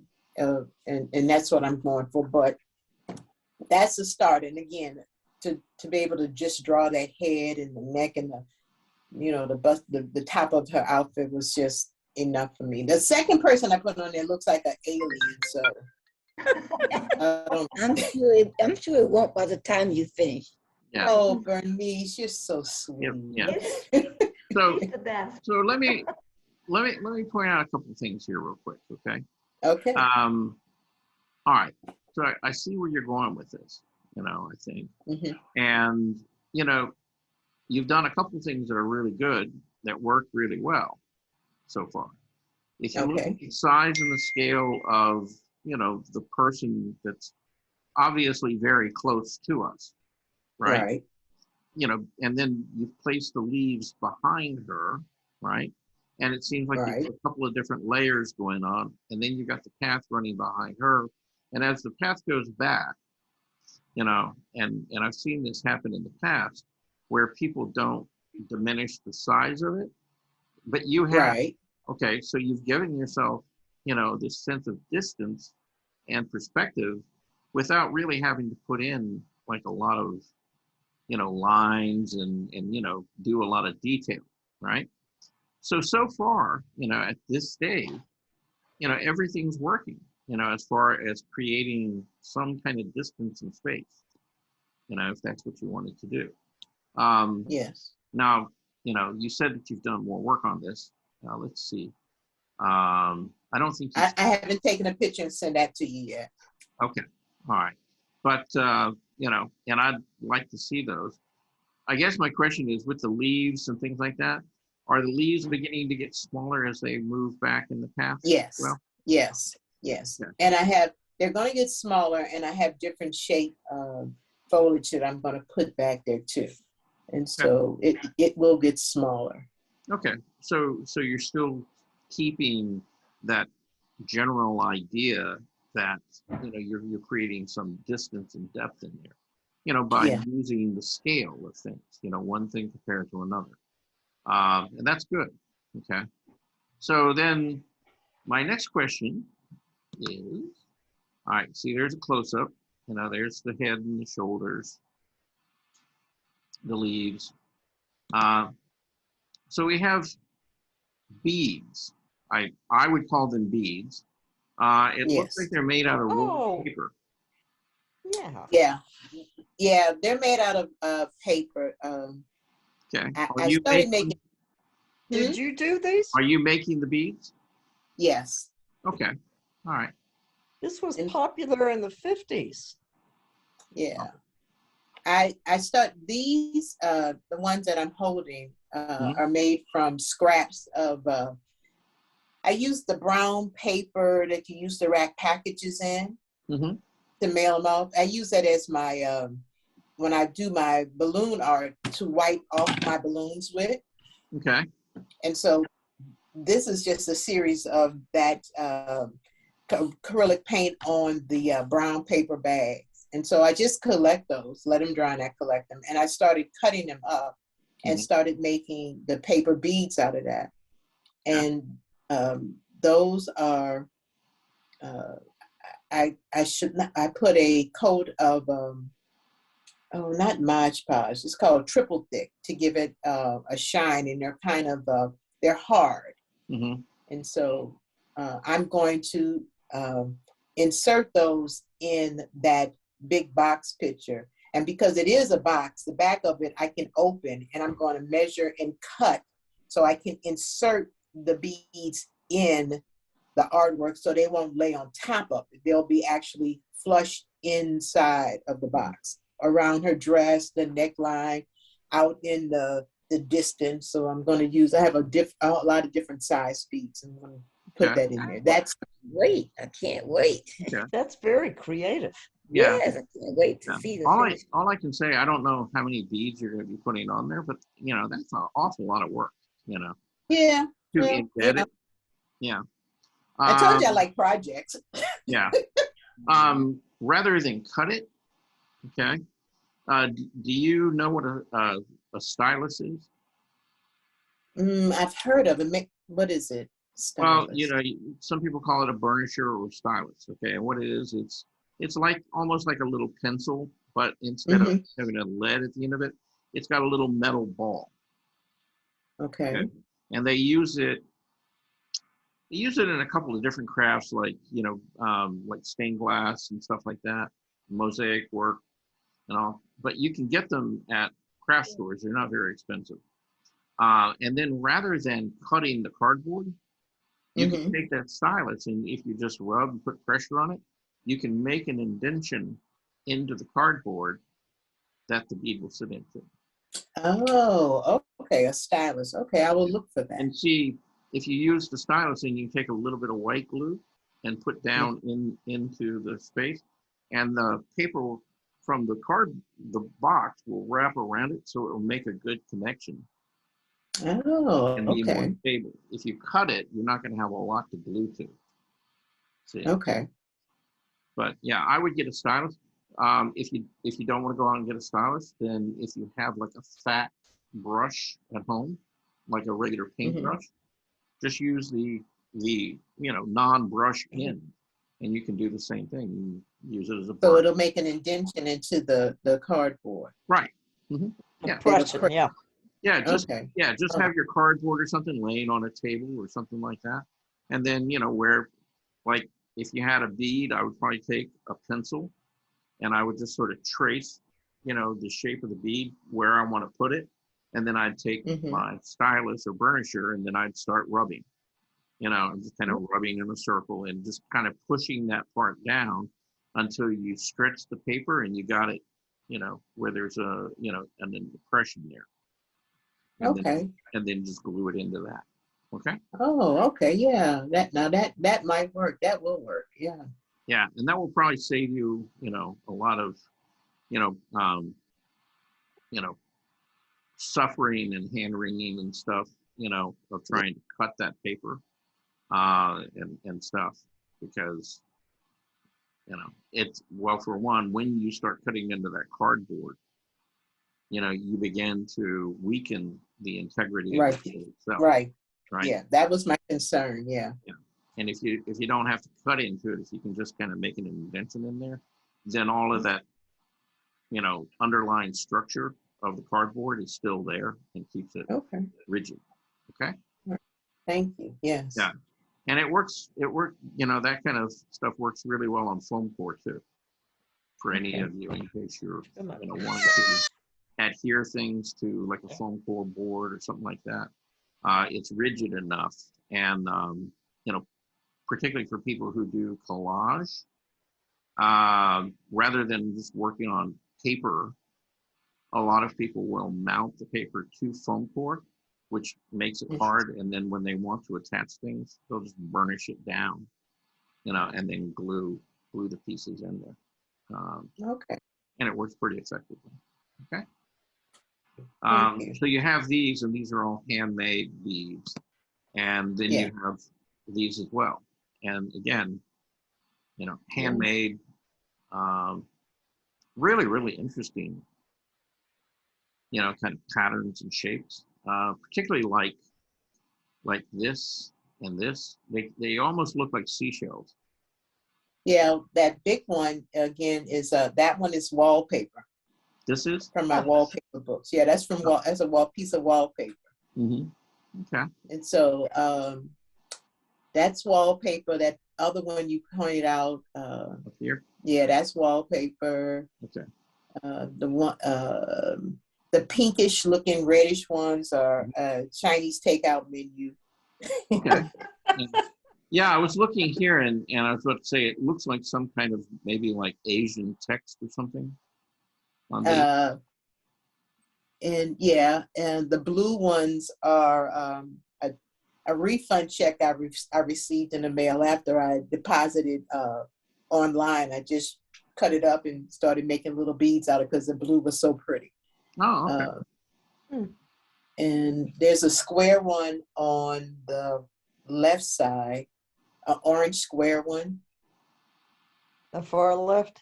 Yes, right Right there. there. It has texture to it. Yeah, it has texture. It's almost like a basket weave. Mm-hmm. Yeah. Wow. And, that's construction paper, and the yellow ones are just plain construction paper.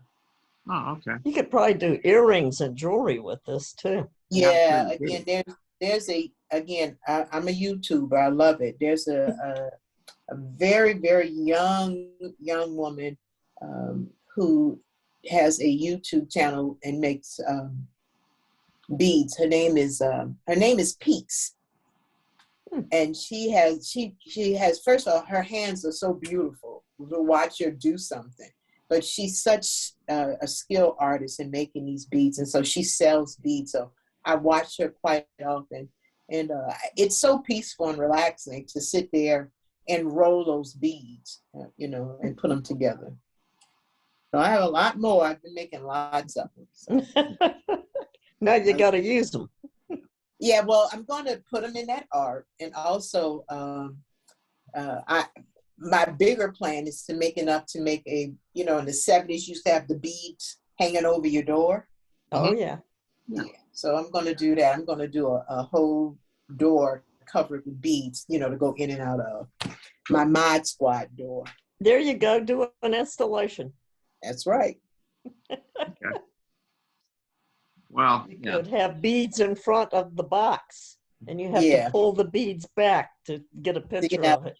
I didn't think about that, but thanks, Gwen. That's a good suggestion. I mean, it's like pulling back the vegetation to see what's behind.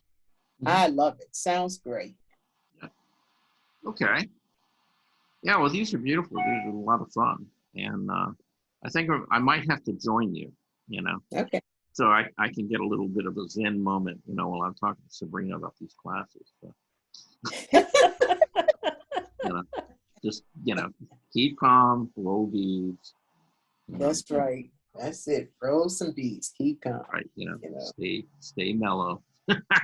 Yeah, I'm trying to get my brother, who I made the marble art. He's in Arizona, to help me roll beads because it's legal to smoke marijuana, and he's perfect at rolling. So. Oh, okay. In Arizona. So. Okay. I'm trying to get him on board. Just a There little you go. bit. All right. Oh, So that's yeah, wonderful. smoke a doobie and roll. Roll beads. some beads for your sister. There you go. There you go. Okay. All right. Well, that's kind of about it. That's all we've got to share today. Now, we got about 30 minutes left. Okay. And because we have 30 minutes left, I wanted to take a little bit of time, and I wanted to walk you through, two things really. And I'll start with this one. This is a piece that I did many years ago. And I think I've told most of you the story of the fact that at one point, when I was just starting, or trying to get back into painting again,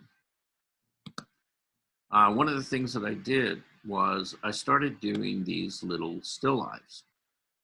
And I'd get up every morning, because I would wake up at 4 o'clock in the morning.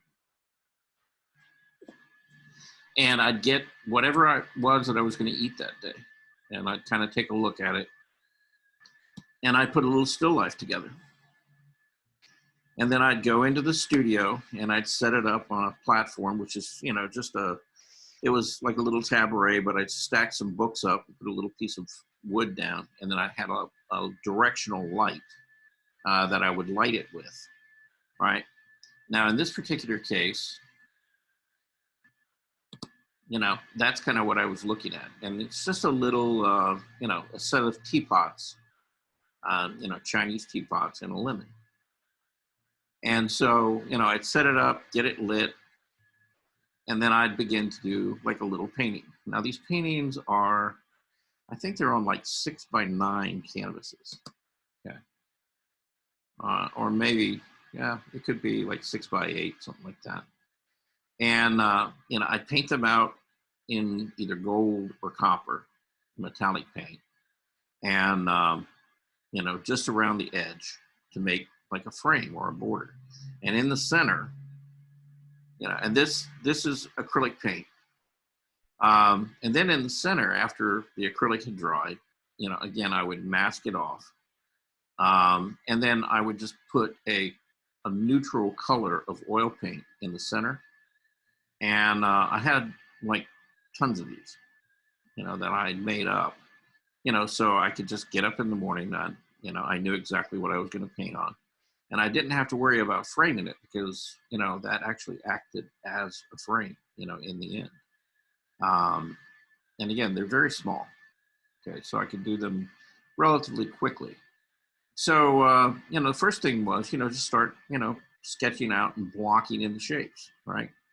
You know, find your big areas of dark, your big areas of light, and divide them up. From there, you would start putting in your darker colors first, right? So we're kind of working on the shadow side, the background, right? So you put, you know, all your strong darks down, you know, here in the background. And then you start kind of working into your midtones. Start putting in your midtones, right? You know, and at this point, you know, you've pretty much still got the canvas covered, right? You know, you got your shadows, your light, you know, your midtones, and you really shouldn't have any canvas, you know, showing through at that point. From there, you begin to refine, you know, your midtones and shadow areas, get a little more information, a little more detail into it. You know, so you keep building, you know, until you get, you know, more or less a complete image. And then you have to kind of take a look at it and say, okay, is it really doing what I was seeing there? Well, in this particular case, the answer was no, because I had painted the value of all of this too light. And so I went back in and I adjusted it down. So I had a little more dramatic lighting, which is really the way it was. Did you just do a wash over that, Charles? No, I just worked some darker value into the paint that was there, and then went in and you know, touched up the you know, the pattern and the design of it. So, but you know, as you're doing that, you know, see, I began to notice that what I was really looking at back there that was fairly dark was, in many ways, it was the light refracting or reflecting off of the linen being bounced up into it, which is why, even though these are shadows, they have a somewhat warmer and more yellowish, you know, kind of undertone to them. So, but, you know, I would get up, like I said, every morning, and I'd do one of these. And it usually took me about an hour and a half to 2 hours, you know, to do something like that. And again, you know, it was just something to do to sharpen my skills, you know, get me to putting paint down, you know, working with the brush, you know, trying to build up some sensitivity to, you know, how much paint I was putting on the surface, and, you know, what that surface felt like and what it was like to paint into. And, you know, it was really a good, effective, you know, project, you know, to get me kind of back in the swing of just painting and, you know, thinking more about, you know, how to paint something. So you're saying you did one of those, but it looks like from what you're showing is that every day you did a little more to the original painting. No. That you started out. No, this from beginning to end was about 2 hours. Okay. So this was all done in one sitting. It's an so you would painting. You would stop periodically and just take pictures of where you were at that point. Yeah. Well, I mean, yeah. Yeah. In this particular case, yeah, I wanted to document the process I was going through. So yeah, I'd paint for a little while. I'd take a picture on my phone, and then I'd paint some more and take another one. So that I could use that as sort of a guide or an aid, to show somebody how I was actually creating the image. So I kind of wanted to run you through that. And, we've talked about, the process of painting. And, it doesn't matter whether you're using either oil or acrylic or gouache, they all kind of work the same. The only exception to that is watercolor. Okay? Because in watercolor, you start off with your lighter colors first and you build up to your darks, right? And that's why they call it watercolor. And watercolor is not painting, right? It's watercolor. In painting means that you're, basically putting in your darks and you're working toward your lights. And that's kind of the process of painting. And so, they're two slightly different things.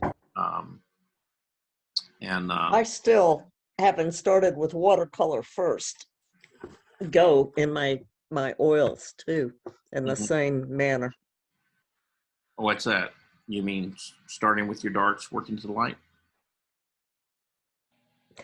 It more as we would do in watercolor, yeah. Oh, so you would start with your lights and you would put in your darks later.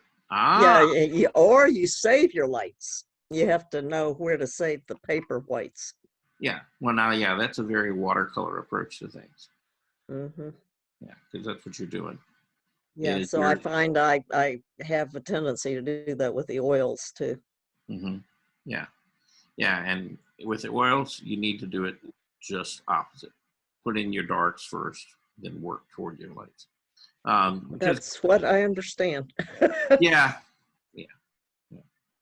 So anyway, I wanted to share that with you.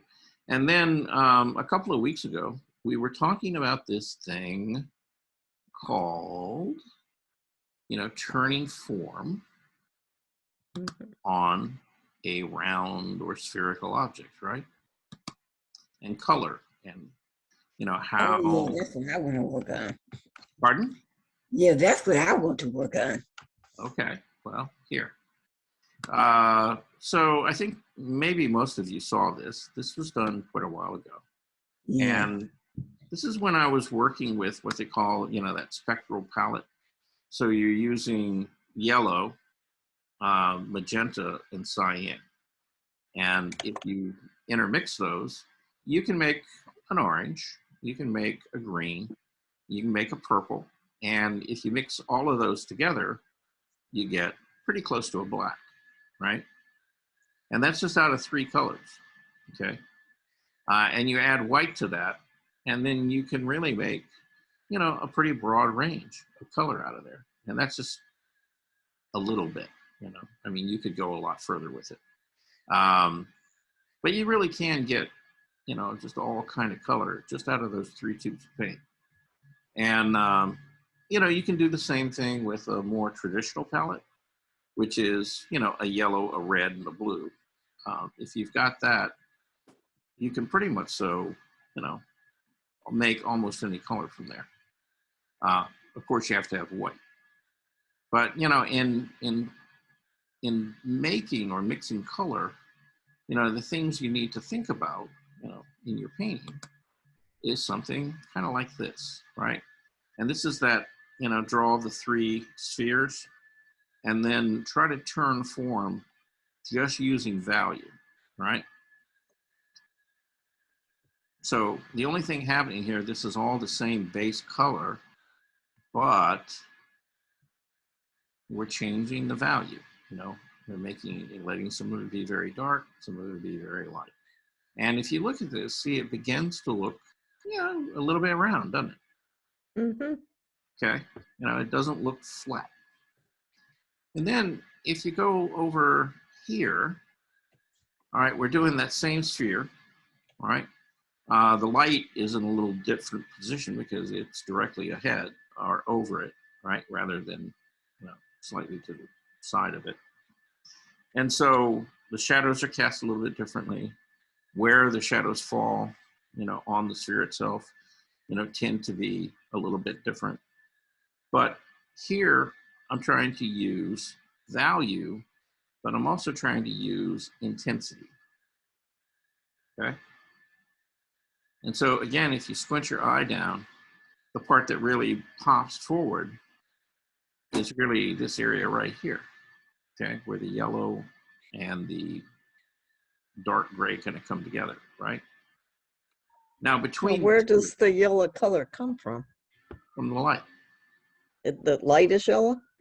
yeah. Yeah, see I've got a little bit of yellow in it up here. Mm-hmm. Yeah. Yeah, I'm Now, like you. I always thought it would have got whiter and whiter, you know. well, yeah, but there is no such thing as white. We keep Well, talking. lighter and lighter. Okay. Yeah, Mm. everything is a color. Now in Okay. here, we didn't have any color and we just used value. Now, let me ask you this, okay, in looking at the two, which one looks rounder? The one Squint that's your on eye the down. left to me. You think the It's one on on the the left left. feels rounder? To me, it does, yeah. Okay. Well, no, again, the one in the middle. Okay. Mhm. Yeah. Well, you keep looking at it, okay, and try to figure The out. one on the right is the roundest. Woo. Yeah. Well, yeah, I think, yeah, we haven't gotten there yet, but yeah, between Oh, these okay. two, yeah, I think the one in the middle is a little bit rounder, okay, or Okay. feels a little bit rounder. I mean, they're If you all look at the one flat. on the left, the light is coming in from the right, and it gives it that little ball that's in the center. That's the one on the left. And Yeah, you say, so this one feels rounder to you. yeah. Mhm. Okay. All right. So when you get over here to the far right, see, then it was, okay, use value, use intensity, but also use temperature. Okay. And, again, if you look at the difference in them, to me, this one feels more dimensional than either of the two of these. And that's because you've got the temperature as well as the value and the intensity, working to try to turn that form. Anybody else got any comments about that? Everybody's being very quiet. Come on, John, you got to have something to say about it. Yeah, I I'm just, looking at, and actually the one on the right, the color, the blue bothers me. Though it's almost too intense. Okay. I was trying to do this, and I remember it gave me a headache trying to figure out what to do. But now that I've seen the answer, it makes a lot more sense. I was using two colors, white and blue, and not enough contrast with the temperature on the third sphere. So that now your assignment makes sense to me. Thank you. Okay. And the fact is, you could use any two colors, right? Right. Now in this case, I use basically orange and blue on the one to the far right. Again, I just used value. I made myself a very dark neutral color, that was equivalent to black. And then, all of the grays and everything in the background and on all of these were made out of that mixture. And in this one, I think what yellow as it got to the center to bring up the intensity of it. Yes? I think what bothers me on the one on the right, the blue, is I don't see that middle intensity of the transition. Okay.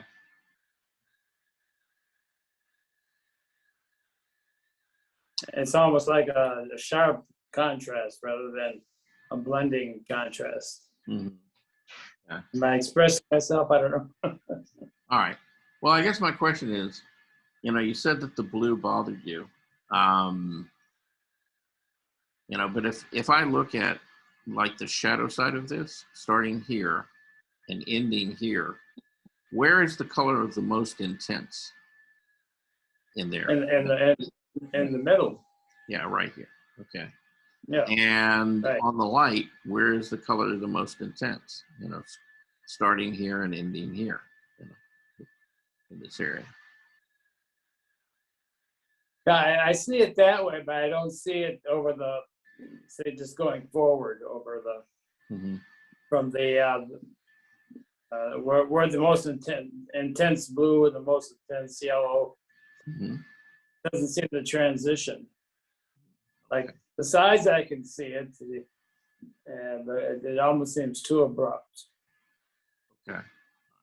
So you're saying it's not soft enough, you know? I guess that would be it, right? Yeah, right there. Okay. Yeah. Yeah. But if we made it softer, right, then would that pull that area forward?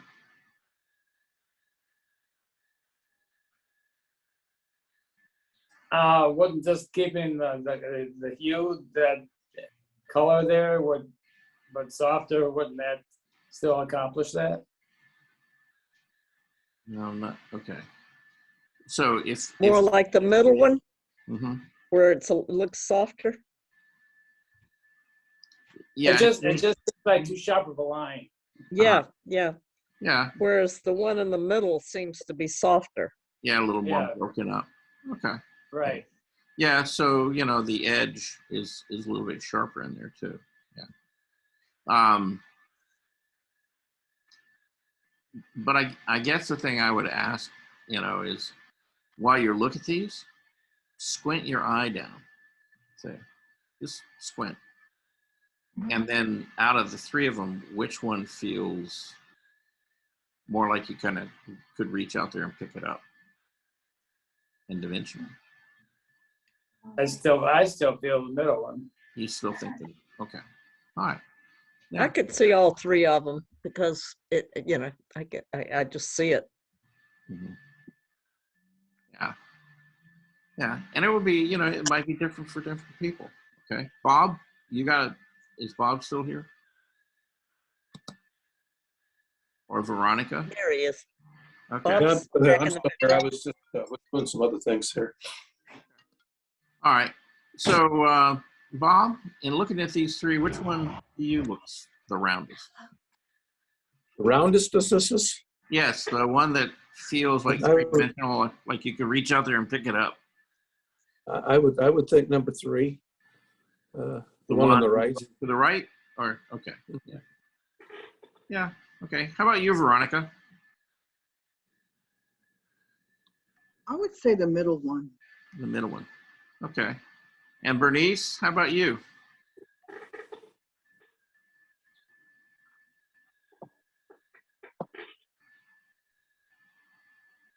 Bernice.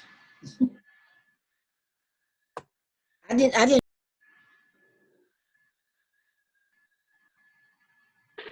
She came back for a second. Bernice, you're muted, I think. Yeah, I'm back now. Okay. Okay. I think the one on the left look like the ball in the center is rounded and it's coming toward me. That's the one that's on the left. It looks like I can see, but that center is, it's coming toward me. You know. And then I look at the one in the middle again too, because then it looks that way too. Whereas the one on the right, I don't really see it that much. But the first two, they look like something I could just pick up, you know. Okay. All right. Miss June Wang, you're here. Yes. Okay. Out of the three, which one looks rounder to you? I feel the middle one. You think the middle one? Okay. All right. So we're kind of split, you know, between the right one and the middle one. And then I guess the one on the left has blur. You know, it's interesting though. I can see them at different times, all differently. Yeah. From even the angle you hold your head sometimes. Yeah, at first I thought these were eggs because of what you used to make a stew was to paint eggs and dry eggs. Yes, I know. I've thought of that. Yes. Wonder if it's time to paint the eggs again. Yeah, I think so. All right. That would be Yeah, good it- projects. As We far all as, see as differently. far as the eggs go, it's the one on the far left that looks most like an egg to me. The one on the far right is the most colorful, so your eye is drawn to it. So I would have to vote for the one on the right is being able to pick it up first. Okay. Veronica, what's your thought? You've been quiet.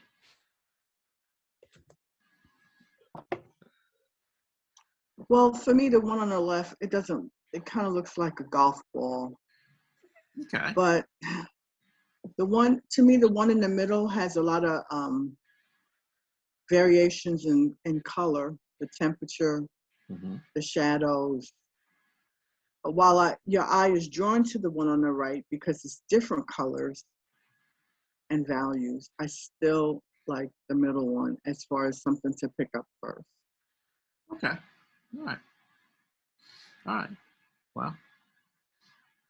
So now Bernice is working on this, right? She is? Yeah, There she is. I want to learn to draw a sphere so that it looks like it's rounded and you can pick it up. Yes, that's what my project is going to be, to draw some spheres. Yeah, and I know that Rebecca tried doing these as well. Has anybody else tried these? No. Armando, anyone? No. No. Okay. Well, if you ever get, just a few, like a half, each one of them more than likely will take you about an hour. So the first thing I gotta do is That means it's 2 hours. Or more. Okay. So what you're saying there, Veronica, is that you have to commit 6 hours to doing it. Yeah. Okay. Yes. Well, that would. But first I get my lights and then my balls, right? Yeah, Right. That would fill a little bit of time. Well, just a glass, just the lid off of a glass jar or something like that will get you your round shape. So. Oh, okay. No, but I want it to be not just round. I want it to be what's the sphere? You know what I mean? Dimensional. She wants the dimensions. Right. Yeah. Well, you start with the round shapes first, and then you put in your range of value and color and temperature and intensity. Okay. To make. Am I just imagining it, or is the one on the right taller? Well, I thought that, it might have grown a little bit, in the painting process. That's my guess. Okay. They all started off as the same size. Yeah, I see a darker, kind of an orangey color. It looks like he may have extended it upward. Yeah, I may have, So, you work on these for a little while and, they'll either grow or they'll shrink, Yeah. Because remember, you do these and then, you're painting the background in around them. And then touching it up and stuff. So, yeah. Time for the Twilight Zone. Go into another dimension. Yeah. All right. Well, speaking of that, it is 4 o'clock straight up and down. Time to disappear. Yeah. Anyway, I wanted to show you kind of where that went, and so so you kind of have an idea because we talked about it. So, at any rate, thank you all for coming. Happy Thursday. Thank you. Happy Thursday. Okay. Thankful Thursday. Thankful Thursday. Yeah. Bye-bye. We should be here first thing in the morning around about 10 o'clock. And I will try to come up with some kind of diabolical plan to get you to draw. Okay? Okay. You've been good at that. All right. Anyway. Have a good afternoon. Thank you. Bye. Look forward to it. See ya. Bye. Bye, everybody. Bye.